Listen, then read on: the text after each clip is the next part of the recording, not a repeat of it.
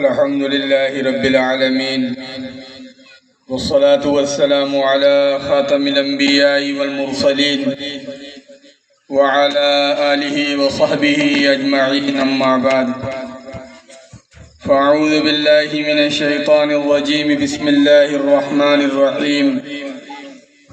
هو الذي بعث في الأميين رسولا منهم يتلو عليهم آياته ويزكيهم ويعلمهم الكتاب والحكمة وإن كانوا من قبل لفي ضلال مبين.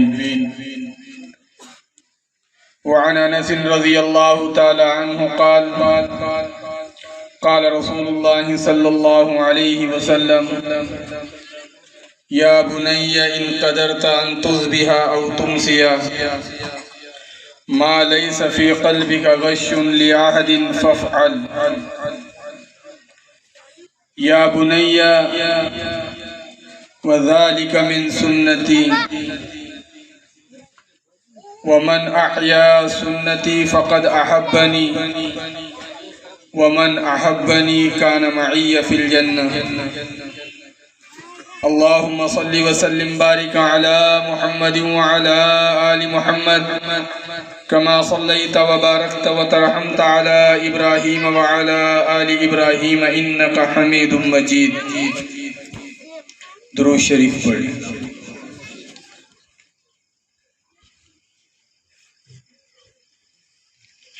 اس لیے کہ ہم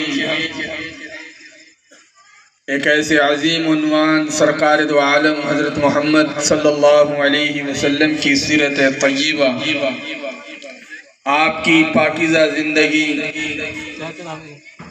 آپ کی حیات مبارک کہ وہ مقروض لوگ ہیں کہ اللہ کے نبی علیہ السلام جیسے عالمگیر نبی اگر دنیا میں نہ آتے تو پتہ نہیں ہم جہالت کے کس اندھیر نگری میں ہوتے.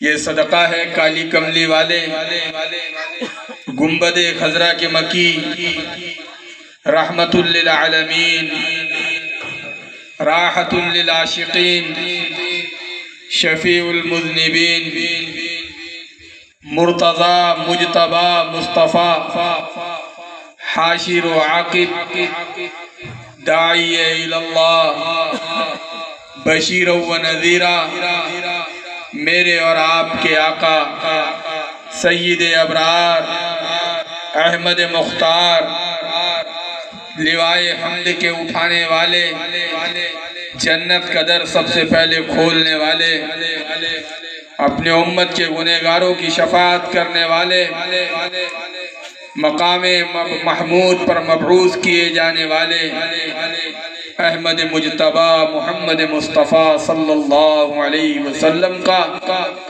کہ جن کی برکت سے اور جن کی آمد کی برکت سے اللہ تبارک و تعالیٰ نے ہم جیسے لوگوں کو سب سے بڑا اپنے فضل اور کرم سے ان کی امت میں پیدا فرمایا، اور اللہ تعالیٰ نے جہالت کی وہ گھنگور گھٹائیں اور اس اندھیر نگری سے ہم کو نکالا ہے.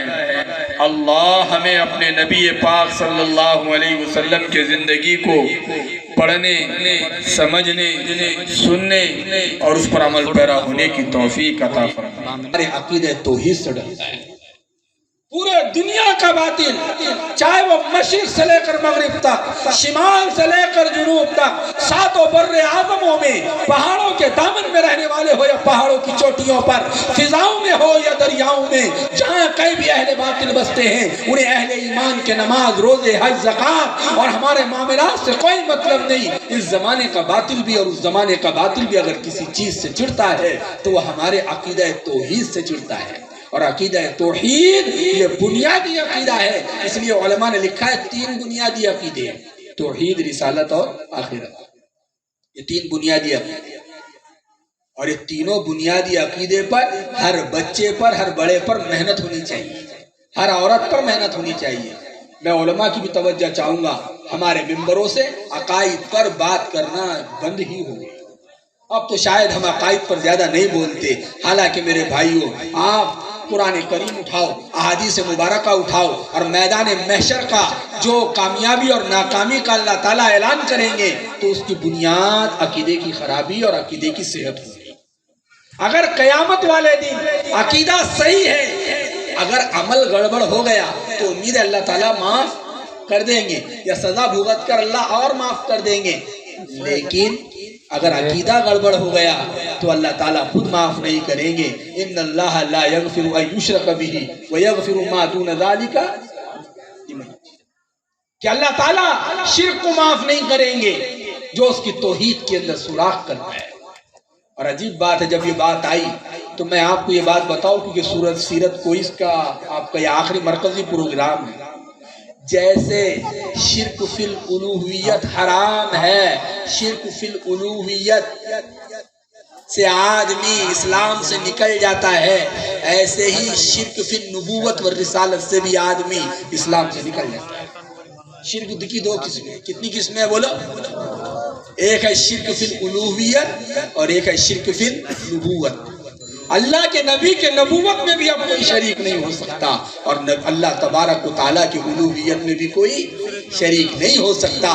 جیسے یہ مشرک دائرہ اسلام سے خارج ہے، ویسے نبوت میں شرکت کرنے والا بھی دائرہ اسلام سے، یا شرکت کو سمجھنے والا بھی دائرہ اسلام سے نکل جاتا ہے۔ اس لیے اب یہ سارا جو ماحول تھا اللہ کے نبی علیہ السلام کے آنے سے پہلے، تو اس کو کیا کہا جاتا ہے جانتے ہو؟ دور زنا نہیں کہا جاتا، دور شراب نہیں کہا جاتا، دور جوا نہیں کہا جاتا، دور ظلم نہیں کہا جاتا، بلکہ ظلم جہاں جمع ہو جائے، شرک جہاں جمع ہو جائے، کفر جہاں جمع ہو جائے، زنا جہاں جمع ہو جائے، شراب جہاں جمع ہو جائے، ان تمام کو ملاؤ، اس کا معجون بناؤ، اور اس معجون کا نام ہے دور جاہلیت۔ کیا ہے؟ اس سے پتہ چلتا ہے کہ سارے برائیوں کی اصل جڑ آدمی کا علم سے نابلد اور جاہل رہنا ہے۔ اس لیے اس کو نام کیا دیا گیا؟ بولو، ارے بولو تو صحیح، دور جاہلیت نام دیا گیا اس کا، جس کے اندر یہ ساری برائیاں ہو اس کو دور جاہلیت کہا جاتا ہے۔ پتہ چلا ان سارے برائیوں کا اصل علاج علم ہے، اور وہ علم جو آسمانوں سے آیا ہے، وہ علم جو اللہ تعالیٰ کی ذاتی صفت ہے، اللہ علیم ہے، اور اسی کی ذات سے یہ علم نکل کے آیا ہے۔ اس لیے ہر فرد امت کو اس علم کو حاصل کرنا چاہیے، اور اس علم میں سب سے پہلے قرآن کریم کو پڑھنا چاہیے۔ اب اللہ کے نبی صلی اللہ علیہ وسلم کے بارے میں اللہ تعالیٰ نے فرمایا کہ ہم نے یہ نبی صلی اللہ علیہ وسلم کو بھیجا ہے، هو الذی بعث فی الامیین رسولا منہم، انہی بھی ان پڑھوں میں سے رسول بنا کر ہم نے محمد صلی اللہ علیہ وسلم کو مبعوث فرمایا ہے۔ کس چیز کے لیے؟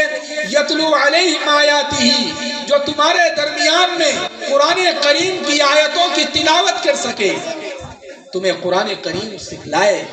سب سے پہلا مقصد نبی اکرم صلی اللہ علیہ وسلم کے آنے کا اللہ اس میں بیان فرما رہے ہیں، یتلو علیہم آیاتہ۔ اس آیت میں اللہ تعالیٰ نے تین بڑے بڑے مقاصد کو بیان فرمائے، اور وہ تین مقصد مل کر نبوت کا بڑا حصہ ہے، اور الحمدللہ علماء اکرام ان تینوں مقاصد بعثت میں کام کر رہے ہیں۔ اس میں سب سے پہلے یتلو علیہم آیاتہ، قرآن کریم کی آیتوں کی تلاوت کرنا۔ یہ جو مکاتب کے اندر آپ کے بچے جا رہے ہیں، سیرت النبی کا پیغام یہ ہے کہ وہ یتلو علیہم آیاتی، ان کی اساتذہ انہیں قرآن کریم کی آیتیں پڑھا رہے ہیں، سکھلا رہے ہیں، اور الحمدللہ کارگزاری بڑی امید افزا ہے۔ اور میں آپ کو بتاؤں، یہ جو مکاتب کے لائن کی جو محنت ہے، جس میں یتلو علیہم آیاتی کی کیا ہو رہی ہے؟ محنت ہو رہی ہے۔ حضرت مولانا خالد سیف اللہ صاحب رحمانی دامت برکاتہم العالیہ، جو صدر مسلم پرسنل لا بورڈ ہے، ممبئی کے اندر انہوں نے باقاعدہ اعلان کیا تھا، اپنے بیان میں اعلامیہ جاری کیا تھا کہ دارالعلوم کا قیام فرض کفایہ ہے، کہ اگر چند دارالعلوم بھی علاقے میں ہو جائے تو امت کا کام چل جائے گا، لیکن مکاتب کا قیام فرض عین ہے۔ اس لیے کہ مکاتب کے راستے سے آنے والی نسل کو اتنا علم دیا جائے گا جو ان کے ضروریات دین پر مشتمل ہوگا، جتنا دین لے کر وہ قبر میں جا سکے، جتنے دین پر وہ عمل کر سکتے ہیں، ضروریات دین، روز مرہ کے دینی مسائل، روز مرہ کی زندگی میں آنے والے مسائل کو وہ دین پر کیسے عمل کر سکیں، نماز کیسی پڑھنی ہے، حلال کیسے کمانا ہے، روزے کیسا رکھنا ہے، اور روز مرہ کے جو مسائل ہیں اور اللہ کے نبی صلی اللہ علیہ وسلم کی سنت دعوت، سنت عبادت، اور اللہ کے نبی علیہ السلام کی سنت دعوت، سنت عبادت اور سنت عادت یہ کیسی امت کے اندر رائج ہو جائے میرے بھائیوں، یہ مکاتب کے راستے سے ہر گھر گھر کے اندر پہنچائی جا رہی ہے۔ اس لیے کہ اس وقت کا سب سے بڑا عیب دینی علم سے جاہل رہنا ہے۔ ہمارے بچوں کو مکاتب کے راستے سے یہ حضرات علماء اکرام میرے بھائیوں گھر گھر تک دینی مسائل کو، دین پر زندگی کیسے گزاری جائے اس کے حل کو گھر گھر تک پہنچا رہے ہیں۔ تو مکاتب کا جال کوئی معمولی جال نہیں ہے، بلکہ ابھی دنیا نے سروے کیا اور اہل مکاتب نے ابھی 15-20 سال سے یہ نظام بنا ہے مکاتب، ورنہ اس سے پہلے تو محلے میں کوئی حاجی صاحب ہوتے تھے، ان سے لوگ قرآن پڑھ لیا کرتے تھے، کوئی خالہ اماں ہوتی تھی حجن بھی، ان سے اور بچیاں قرآن پڑھ لیا کرتی تھی۔ لیکن بعد میں اللہ تعالیٰ نے ہمارے اکابر پر ان مکاتب کے نظام کو کھولا ہے اور ایسا مضبوط و مستحکم نظام بر صغیر میں اور خصوصاً ہندوستان میں ان علماء نے پھیلایا ہے۔ باطل کی 150 سالہ بلکہ 250 سالہ وہ محنت زمین دوز ہو گئی اور باطل سر کھجانے لگ گیا کہ ان مکاتب میں پڑھانے والوں نے ہماری 200 سال کی تقریباً محنت خاک میں ملا دی ہے۔ وہ جو پروگرام لے کر آئے تھے عیسائی مشنریاں کہ ان کے عقائد پر ڈاکے ڈالو، ان کے دین پر ڈاکے ڈالو، ان کے ایمان پر ڈاکے ڈالو، الحمدللہ اہل مدارس، اہل مکاتب نے باطل کے اس نظام کو پاش پاش کر دیا ہے اور وہ یہ بھول گئے کہ انہوں نے کتنی بڑی غلطی کی۔ میرے بھائیوں، تو ان مکاتب میں سب سے پہلا پیغام یتلو علیہم آیاتی، کہ قرآن کریم کی آیتوں کو سیکھنا اور سکھانا۔ اور قرآن کریم کو سیکھنا سکھانا کیوں ضروری ہے؟ اگر ایک لفظ بھی بدل گیا تو معنی کدھر نکل جاتے ہیں۔ اب آپ پڑھ رہے ہیں الحمدللہ رب العالمین، تمام تعریفیں رب العالمین کے لیے ہے، لیکن اگر آپ نے الحمد کی بجائے الحمد پڑھ لیا چھوٹی ہا سے اور رب العالمین کی بجائے عین کے بجائے آپ نے الف سے حمزہ سے پڑھ لیا رب العالمین، تب ترجمہ ہو جائے گا تمام پھٹے پرانے کپڑا کوڑا کرگٹ تکلیف دینے والوں کے رب کے لیے۔ تو میرے بھائیوں، معنی کدھر کے کدھر ہو۔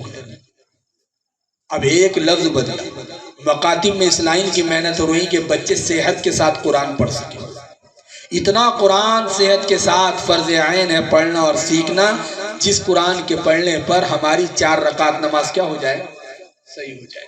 اب اندازہ لگائیے، ہماری عمر 50 سال ہو گئی اور ہم 5 سورتیں بھی صحت کے ساتھ نہیں پڑھ سکے، تو پھر 10 سال میں 1 سورت بھی ہم صحیح نہیں کر سکے۔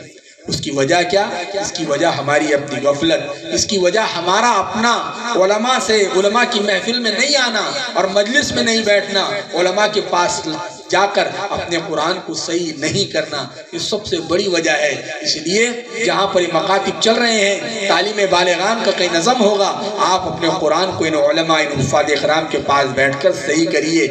آپ سے اللہ یہ نہیں پوچھیں گے کتنے آپ نے پلاٹ لیے، کتنا کھیت آپ نے جمع کیا، کتنا اناج آپ نے جمع کیا، کتنے پیسے آپ نے بنائے۔ اللہ تعالیٰ قیامت کے دن نمازوں کے بارے میں پوچھے گا، اور نماز صحیح نکلے گی قرآن کے صحیح ہونے پر، اور قرآن صحیح تو نماز صحیح، اور نماز صحیح تو پھر سارے اعمال صحیح۔ اور اگر نماز غلط نکل آئی تو اس کی اصل وجہ قرآن کا صحیح نہ پڑھنا ہے۔ اس لیے پورا مجمع نیت کرے انشاءاللہ کہ ہم قرآن کو صحت کے ساتھ علماء کے پاس بیٹھ کر پڑھنا سیکھیں گے۔ ارے کرتے سب نیت۔ دوسرا مقصد نبی اکرم صلی اللہ علیہ وسلم کے دنیا میں مبعوث ہونے کا، اللہ تعالیٰ نے فرمایا وَيُزَكِّي، تزکیہ قلوب، دلوں سے میل کچیل کو دور کرنا، اپنے دلوں کو پاک صاف کرنا، اپنے دلوں کو مجلہ اور مصفہ کرنا، جس کے لیے اللہ تعالیٰ نے نبی کو بھیجا ہے۔ وَيُزَكِّي، اس میں علماء نے 2 چیزیں بیان فرمائی۔ نمبر 1، تزکیہ قلب، اپنے دل کو صاف کرنا، اور دوسرا تربیت۔ تو اصل میں دل کے صاف ہونے کا نام ہی تربیت ہے۔ ہماری خود کی تربیت، ہمارے بچوں کی تربیت، ہماری مستورات کی تربیت، وَيُزَكِّيهِمْ، کہ ان کی تربیت بھی کرو، ان کا قلب کو صاف بھی کرو۔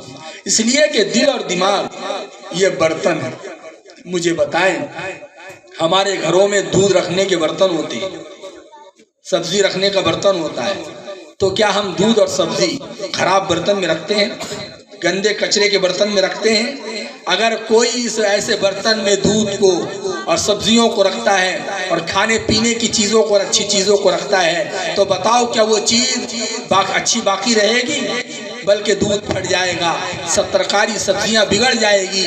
ایسے ہی یہ دل اور دماغ ظرف اور برتن ہے۔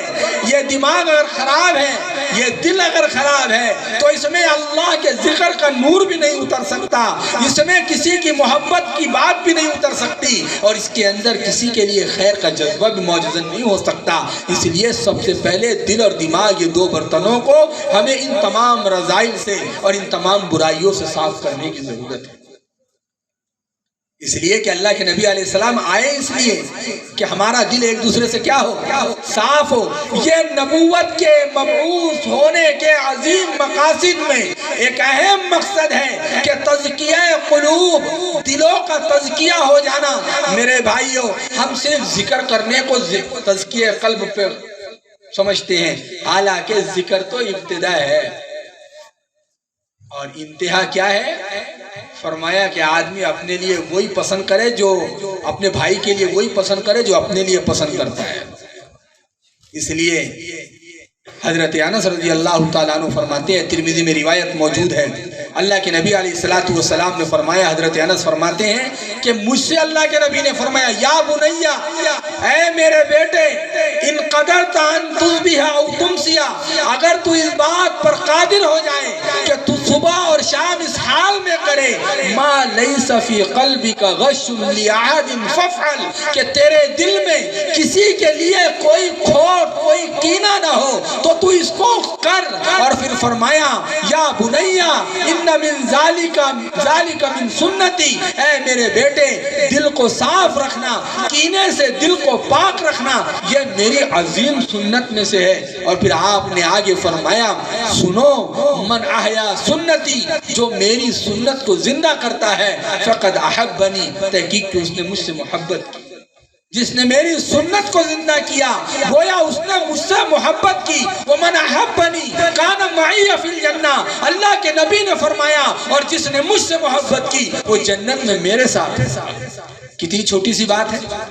اللہ کے نبی علیہ السلام کے ساتھ کوئی امتی ایسا نہیں ہوگا جس کا یہ جذبہ نہ ہو کہ میں جنت میں رسول اللہ صلی اللہ علیہ وسلم کے ساتھ رہوں۔ ارے سب کی نیت ہے، سب کا جذبہ ہے نہیں ہے، سب چاہتے ہم اللہ کے نبی کے ساتھ جنت میں ہو، تو عمل چھوٹا سا ہے، کوئی لمبی تسبیحات نہیں بتائی، کوئی بڑے لمبے نمازیں نہیں بتائی، کوئی لمبے اوراد و وظائف نہیں بتائے، لمبے مجاہدے نہیں بتائے۔ حضرت انس فرماتے ہیں، بس اتنی بات کہہ دی، اے انس، اگر تو صبح اور شام اس حال میں کرے کہ تیرے دل میں کسی کے لیے، بلکہ علماء نے یہاں تک لکھا ہے، جو جملہ اللہ کے نبی نے کہا نا، ما لیس فی قلبک غش لأحد، تیرے دل میں کسی کے لیے بھی کوئی کھوٹ نہ ہو۔ لأحد کہا، لأحد نہیں، للمسلم نہیں کہا، للمومن نہیں کہا، للأخ نہیں کہا، للأخت نہیں کہا، للأم للأب نہیں کہا، بلکہ لأحد کہا، کسی کے لیے بھی نہ ہو۔ بلکہ علماء نے اتنا توسع پیدا کر دیا کہ ناجائز اور غلط طریقے سے اغیار کے ساتھ بھی بغض نہ ہو۔ ان کے لیے بھی ہمارے پاس ہدایت کا جذبہ ہونا چاہیے کہ اللہ ان کو بھی ہدایت عطا فرمائے، اغیار کو بھی اللہ دامن ہدایت میں اللہ لے آئے اور ان کو اس راہ پر چلائے کہ جن راہ پر چلنے کے بعد، مرنے کے بعد وہ ہمیشہ ہمیشہ کی زندگی میں کامیاب ہو جائے۔ اس لیے میرے بھائیوں، کوئی لمبا عمل نہیں ہے، اس لیے یہ تو کس پر موقوف ہے؟ بچوں والدین کو دیکھ کر سیکھیں گے، اور والدین کو دیکھ کر پورے گھر کا ماحول ویسے ہی تیار ہوگا۔ اب یہاں پر اساتذہ 2 گھنٹے پڑھاتے مکتب میں، کتنے گھنٹے؟ اب جب یہ بچے آپ کے گھر آ رہے ہیں تو 22 گھنٹے یہ آپ کے آگوش ہیں. اب یہ آپ طے کریں. تعلیم سے کام نہیں بنے گا بلکہ اصل کام تعلیم کے بعد تربیت کا بھی ہے. اب والدین اگر تربیت شدہ ہوں گے یا والدین کی ہو رہی ہوں گی تو ان کے گودوں میں پلنے والے بچوں کی بھی تربیت ہو رہی ہوگی. اور اگر والدین ہی کی تربیت نہیں ہے تو اس کا نقصان کیا ہوگا پتہ ہے؟ پوری نسل ہم بغیر تربیت کے چھوڑ کر مریں گے اور آنے والے کل میں یہی نسل مسجدوں میں ہوگی, یہی نسل بازاروں میں ہوگی, یہی نسل تجارتوں میں ہوگی, یہی نسل ہمارے سماج اور معاشرے کا ایک اٹوٹ حصہ ہوگی. اور پھر جب ان کی تربیت نہیں ہوگی تو پورا معاشرہ بغیر تربیت کے زندگی گزار رہا ہوگا. اور پھر جب ایسا ہوگا تو یہ جہالت کا پلندہ بن جائے. اب ہوتا کیا ہے جانتے ہو؟ اب یہ چھوٹے چھوٹے بچے یہاں پڑھ رہے ہیں, اب یہ گھر کو جائے گی. اب ہم نے کہا کہ کسی کے دل میں کھوٹ نہیں ہونا چاہیے, تو بچوں کو تو یہاں استاد نے پڑھا دیا کہ دل کو اپنے سینے کو کینے سے پاک رکھو. اب جیسی بچہ گھر گیا تو میاں بیوی کیا بات کر رہے ہیں جانتے ہو؟ بچے کے سامنے, چھوٹا بچہ ہے, اماں ابا کے سامنے دادی دادا کی برائی کس کی؟ اب یہ بہو ساس کی برائی کر رہی باپ کے سامنے. اب بچہ پڑھ کے آیا کہ سینے کو کینے سے کیا رکھو؟ پاک رکھو. اب میاں بیوی دونوں اب یہاں بچہ پڑھ کے جا رہا ہے کہ مسلمان کو گالی دینا فسق ہے اور مسلمان کو قتل کرنا کفر ہے. اب بچہ گھر کو گیا تو کیا دیکھتے ہیں کہ ابا اماں کو گالی دے رہے. میری بات سمجھ آ رہی کچھ؟ ارے کچھ سمجھ آ رہی؟ بچہ یہاں پڑھ کے گیا کہ شراب پینا حرام ہے. اللہ کے نبی نے فرمایا الخمر مفتاح لکل شر, کہ شراب پینا ہر برائی کی جڑ ہے. اب بچہ گھر کو جا رہا ہے, کیا دیکھتا ہے کہ رات کے وقت ابا لگے ہوئے, رات کے وقت بڑا بھائی پی کے آیا ہوا ہے, نشہ کیا جا رہا ہے. اب مجھے بتائیں استاد جی نے 1 گھنٹے میں یہ پڑھایا, 2 گھنٹے میں پڑھایا, 22 گھنٹے کا جو معاشرہ اور جو ماحول ہے وہ تربیت شدہ نہیں ہے, تو یہ 2 گھنٹے کی تعلیم ان پر اثر انداز نہیں ہوگی.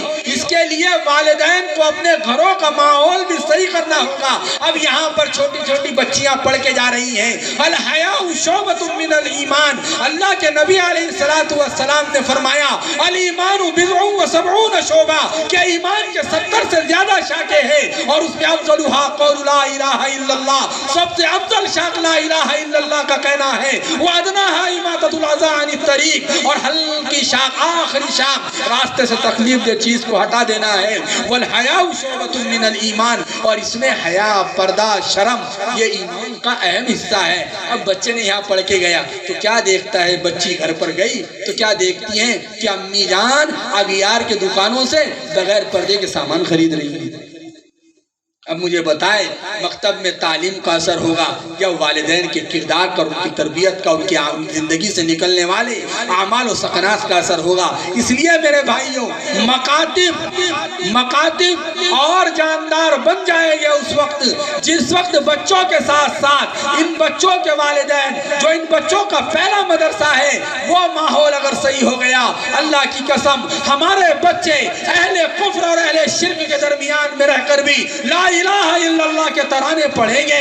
اگر ہمارے والدین بھی صحیح رخ پر آ گئے, ان کی زندگیاں شراب سے پاک ہو گئی, ان کی زندگیاں جھوٹ سے پاک ہو گئی, ان کی زندگیاں لوٹ سے پاک ہو گئی, ہمارے معاشرے اور سماج سے جوے, سٹے, ورلی کا نظام ختم ہو گیا, حرام کے لقمے ختم ہو گئے, اور سود اور بیاس کا نظام اور رشوت خوری کا نظام ختم ہو گیا, سارا معاشرہ صالح بن گیا. اللہ کی قسم کھا کے یہ بات کہی جا سکتی ہے ہندوستان کی سرزمین پر اگنے والا, نکلنے والا, آئندہ آنے والا سورج اور طلوع ہونے والا سورج امانت اور دیانت کے ساتھ جب طلوع ہوگا, ہماری نسل جب پروان چڑھیں گی, اہل باطل کے ماحول میں کھڑے ہو کر ایک ایک بچہ ابو بکر صدیق کی صداقت کا علم لہرائے گا, فاروق اعظم کی عدالت کا علم لہرائے گا, عثمان غنی کے سخاوت کا علم لہرائے گا, علی المرتضیٰ کی شجاعت کا علم لہرائے گا, حسن حسین کی شہادت کا علم لہرائے گا, امیر معاویہ کی امانت کا علم لہرائے لہرائے گا،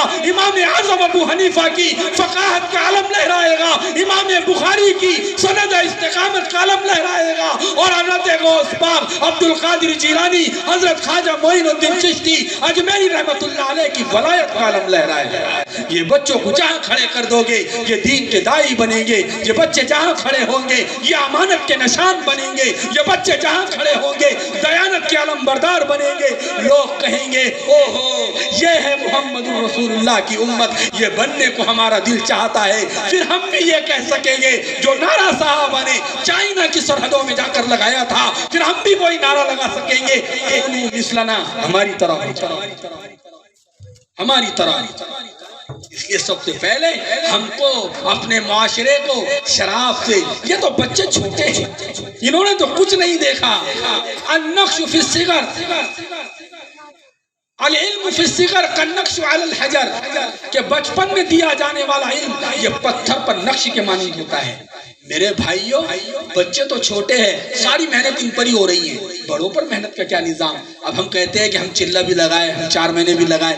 میرے بھائیوں بتاؤ تو صحیح، جب تک چلہ لگا رہے تھے تہجد بھی پڑھ رہے تھے، چلہ ختم اس کا اثر ختم۔ میری بات نہیں سمجھ؟ ہم کو صرف چلے تک مسلمان تھوڑی رہنے کا تھا، 4 مہینے تک مسلمان بھی رہنے کا تھا، ہم کو تو مسلمان موت تک رہنا ہے۔ کب تک مسلمان رہنا ہے؟ ارے ہم کو زندگی مسلمانی پر نہیں گزارنی، بلکہ ہم کو موت بھی مسلمان بن کے قبول کرنی ہے۔ اللہ نے فرمایا وَلَا تَمُوتُنَّ إِلَّا وَأَنْتُمْ مُسْلِمُونَ، کہ تمہیں موت بھی اس حال میں آئے کہ تم مسلمان۔ کیوں؟ کیونکہ اس کا مطلب یہ ہے امن، شانتی، محبت، بھائی چارہ، سدبھاونا، پریم، پیار، لوگوں کو لے کے چلنا، اور مرنے کے بعد آنے والی زندگی میں ساری انسانیت کامیاب ہو جائے۔ اس لیے میرے بھائیوں سب سے بڑا کام ہمیں تربیت کرنا ہے۔ تو بچوں کی تو مکاتب میں تعلیم کے ساتھ ساتھ تربیت ہو رہی ہے، گھروں کے اندر بھی ہمارے تربیت کا ماحول قائم ہو جائے، گھروں میں بھی قرآن کے حلقے لگے، گھروں میں بھی صحت کے ساتھ قرآن پڑھایا جانے لگے۔ اور آپ کو شرمنے کی کوئی بات نہیں ہے، میں آپ کو کہوں چھوٹے بچوں کو مکتب کے آپ لے کے بیٹھ جاؤ، اور گھر کے اندر آپ تصحیح قرآن کا حلقہ لگاؤ، اور چھوٹے بچے سے آپ قرآن سیکھو۔ اماں، ابا، بھائی، بھابھی، چاچا چھوٹے بچے سے کیا کر سکتے ہیں؟ قرآن سیکھ رہے ہیں۔ سچی بتاؤ، بہت سارے لوگوں کا کہنا ہے یار نہیں بڑی شرم آتی، گھر میں کیسا ہے، چھوٹے بچے سے کیسا قرآن سیکھیں گے؟ شرم تو نہیں آتی؟ ارے بولو تو صحیح یار، دادی قرآن پوتری سے سیکھیں گے تو اچھا لگے گا؟ ارے بولو تو صحیح۔ اور بڑے ابا قرآن بھتیجے سے سن رہے ہیں، بیٹا میری سن رہے، اچھا لگے گا؟ بہت سارے لوگ کہنے لگے یہ عمر میں بڑی شرم آتی چھوٹے چھوٹے بچوں سے قرآن سیکھنا۔ گالی دینے میں شرم نہیں آتی؟ گالی دے رہے ماں کی، باپ کی، بہن کی، بھائی کی، پورے محلے کو گالی سے ہم نے بھر دیا، شرم نہیں آتی؟ جھوٹ بولتے ہوئے شرم نہیں آتی؟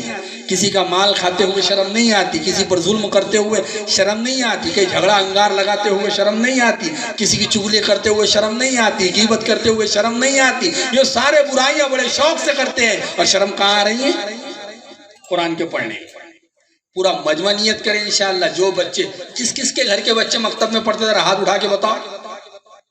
ماشاءاللہ کچھ لوگوں نے ہاتھ ہی نہیں اٹھائے، نہیں ان کو بچے نہیں ہوئے ہوں گے، کوئی بات نہیں، آپ نے ہاتھ نہیں اٹھایا کوئی بات نہیں، لیکن ویسا یہاں پر کمی نہیں ہے۔ یہ ساتھی بتا رہے تھے، انہوں نے بتایا مولانا نے کہ ماشاءاللہ جنتور میں ہر مکتب میں 150 سے زائد بچے، اور ایک مکتب میں 200، ایک مکتب میں 650۔ میں نے کہا کہ اللہ نے جنتور میں بڑی برکت دی ہے کیا نہیں؟ مرغی کے بچے اتنے پیروں میں نہیں آتے جن سے انسان کے بچے پیروں میں آتے، نہیں سمجھے؟ تو مفتی سعید احمد صاحب پالنپوری رحمۃ اللہ علیہ کہا کرتے تھے کہ دنیا نعرہ لگا رہی حمد و ہمارے دو، دنیا نعرہ لگا رہی، تو مفتی سعید صاحب کہا کرتے تھے حمد و ہمارے گنتے رہو، حمد و ہمارے، اور دنیا پریشان ہے اپنے ہی عمل سے، دنیا کو کیا پرابلم ہے پتہ نہیں۔ تو ماشاءاللہ تو اس امت کے بڑے اللہ کے نبی نے ترغیب دی اس کی، شادیاں ہی ایسی کرو جہاں تمہاری اولادیں کیا ہو، زیادہ ہو۔ بات سمجھ میں آ رہی؟ تو یہ تو امت کی کثرت پہ میں قیامت کے دن فخر کروں، لیکن میرے بھائیو اولاد کا پیدا ہو جانا کر لینا کمال نہیں ہے، اصل اولاد کے پیدا ہونے کے بعد ان کی تربیت کا خیال رکھنا یہ اصل کمال ہے۔ مجھے بتائیں میرے بھائیو، مکتب میں اتنی جاندار محنت ہو رہی ہے، اس کے بعد بھی ارتداد کا سیلاب کیوں بڑھ رہا ہے؟ یہ علماء کو بھی سوچنا ہے، آپ کو بھی سوچنا ہے۔ اس کی اصل وجہ یہ ہے کہ ہم رسماً اور رواجاً مسلمان بن گئے، ہم حقیقت میں نظریاتی مسلمان نہیں بن پا رہے ہیں کہ جس کلمے کو ہمیں پہلے دن سکھایا گیا لا الہ الا اللہ محمد رسول اللہ، ہمیں یہ بھی سمجھنے کی ضرورت ہے کہ اسی کلمے پر ہمیں موت آنی چاہیے۔ اس لیے کہ نبی اکرم صلی اللہ علیہ وسلم نے فرمایا من کان آخر الکلام لا الہ الا اللہ دخل الجنہ، جس کے زندگی کا آخری بول لا الہ الا اللہ ہوگا وہ کہاں جائے گا؟ جنت میں جائے گا۔ سب جنت میں جانا چاہتے ہیں نا؟ تو جنت میں جانے کے لیے ایمان پہ سب مرنا چاہتے ہیں۔ کون کون مرنا چاہتا ذرا ایمان پر ہاتھ اٹھاؤ۔ تو ایمان پر مرنے کے لیے ایمان کی محنت کرنا پڑے گا، نہیں، اسلام پر مرنے کے لیے اسلام کی محنت کرنا پڑے گا، دین پر مرنے کے لیے دین کی محنت کرنا پڑے گا، قرآن پر مرنے کے لیے قرآن صحیح پڑھنا پڑے گا۔ مجھے بتائیں جو لوگ قرآن پڑھ کے مرنا چاہتے ہیں قرآن صحیح سیکھنا نہیں چاہتے، تو جو صحیح سیکھے گا تو قرآن پڑھ کے ہی مرے گا۔ کتنی موتیں بڑی شاندار اور بڑی قابل فخریہ موتیں ہوئی ہیں۔ کوئی مسجد نبوی کے اندر سجدے میں انتقال کر گیا، کوئی مسجد حرام میں سجدے میں انتقال کر گیا، کسی کے گود میں قرآن کریم ہے وہ قرآن پڑھتے پڑھتے دنیا سے چلے گیا۔ میرے بھائیوں جب زندگی میں یہ اعمال ہوگے تو موت بھی ایسے ہی عمل کے ساتھ آئے گی، اور زندگی اگر ہم نے واہیات میں گزاری ادھر ادھر گزاری تو میرے بھائیوں نتیجہ یہ نکلے گا کہ موت ایسے آئے گی جس سے اللہ ہم تمام کی حفاظت فرمائے۔ اس لیے اللہ کے نبی کے عظیم مقصد میں، اللہ کے نبی کو مبعوث فرمانے کے عظیم مقاصد میں ایک اہم مقصد یہ بھی ہے وَيُزَكِّيهِمْ، دلوں کو صاف کرنا اور بولو بچوں کی اور اپنے ذات کی کیا کرنا؟ تربیت کرنا۔ اس لیے کریں گے سب تربیت کا مطلب اپنے نفس کی اصلاح کرنا اور اپنی تربیت۔ ابھی سب سے بڑا مسئلہ جس کو امت گناہ سمجھتی ہے، اس کو تو گناہ سمجھتی ہے، لیکن جس کو گناہ سمجھنا چاہیے امت اس کو گناہ نہیں سمجھتی، اور شیطان بھی بڑا ہوشیار ہے۔ امت زنا کرنے کو گناہ سمجھتی نہیں سمجھتی، شراب پینے کو گناہ سمجھتی، اور جوا کھیلنے کو گناہ سمجھتی، سود بیاس کے مال کے کھانے کو گناہ سمجھتی، رشوت کو گناہ سمجھتی، شراب پینے کو گالی دینے کو گناہ سمجھتی۔ میرے بھائیوں کوئی دل کو کینے سے بھرا ہوا رکھتا ہے، کوئی اس کو گناہ ہی نہیں سمجھتا ہے، حالانکہ ہمارا دل اپنے ایمان والے بھائیوں کے تعلق سے پاک صاف ہونا چاہیے۔ حضرت انس کی روایت میں ہے کہ تم یہ سنت کو زندہ کر لو گے تو میرے ساتھ جنت کے اندر رہو گے۔ اس لیے میرے بھائیوں، اور تیسرا نبی اکرم صلی اللہ علیہ وسلم کے مقاصد میں تیسرا اہم مقصد اللہ کے نبی کا بیان فرمایا گیا وَيُعَلِّمُهُمُ الْكِتَابَ وَالْحِكْمَةَ، کہ اللہ کے نبی آئے ہیں کتاب و حکمت کو سمجھانے کے لیے۔ کتاب سے مراد کتاب اللہ، کتاب سے مراد قرآن کریم، اس کی تفسیر، اس کے ترجمے، اس سے نکلنے والے مسائل، اس سے مسائل کا استنباط و استخراج، اور قرآن کریم سے نکلنے والے احکامات الہیہ، اللہ کے احکامات وہ سب مراد ہے۔ اور حکمت سے مراد ابن عباس رضی اللہ تعالیٰ عنہ کی تفسیر میں ہے، اس سے مراد سنت رسول اللہ صلی اللہ علیہ وسلم، یعنی وَيُعَلِّمُهُمُ الْكِتَابَ وَالْحِكْمَةَ۔ تو اللہ کے نبی علیہ السلام جس کے لیے آئے، میرے بھائیوں امت سارے اسباب بھلا چکی ہے، صرف اللہ کے نبی کا آنا یاد رہا، اللہ کے نبی کا جانا یاد رہا۔ میرے بھائیوں وجہ اس کی یہی ہے کہ ہم نے اللہ کے نبی کے نام کو یاد رکھا ہے، نہیں یاد رکھا ہے نبی کے کام کو یاد نہیں رکھا۔ ہم نے اللہ کے نبی کے نام کو یاد رکھا، اللہ کے نبی کے مشن کو یاد نہیں رکھا۔ حدیث میں آتا ہے یاتین علی الناس زمان، لوگوں میں ایک زمانہ ایسا آئے گا لا یبقى من الاسلام الا اسم، اسلام کا فقط نام رہ جائے گا، ولا من القرآن الا رسم، قرآن کا فقط رسم اور عبارتیں اور آیتیں رہ جائیں گی۔ اسلام کی روح سے بھی ہم خالی ہو جائیں گے، قرآن کی بھی روح سے ہم خالی ہو جائیں گے۔ حضرت علی رضی اللہ تعالیٰ عنہ فرماتے ہیں میں ایک مرتبہ سرکار دو عالم حضرت محمد الرسول اللہ صلی اللہ علیہ وسلم کی مجلس میں بیٹھا ہوا تھا۔ سرکار دو عالم صلی اللہ علیہ وسلم نے فرمایا انہا ستکون فتنہ، ان قریب تم فتنے میں گھیر لیے جاؤ گے۔ حضرت علی فرماتے ہیں میں نے کہا مل مخرج منہا یا رسول اللہ، اے اللہ کے رسول ان فتنوں میں جب ہم گھیر لیے جائیں گے تو اس سے نکلنے کا راستہ کیا ہوگا؟ تو اللہ کے نبی حضرت علی فرماتے ہیں اللہ کے نبی نے فرمایا کتاب اللہ، جو ان فتنوں سے نکلنے کا بہترین راستہ، آسان راستہ اللہ کی کتاب قرآن مجید ہے۔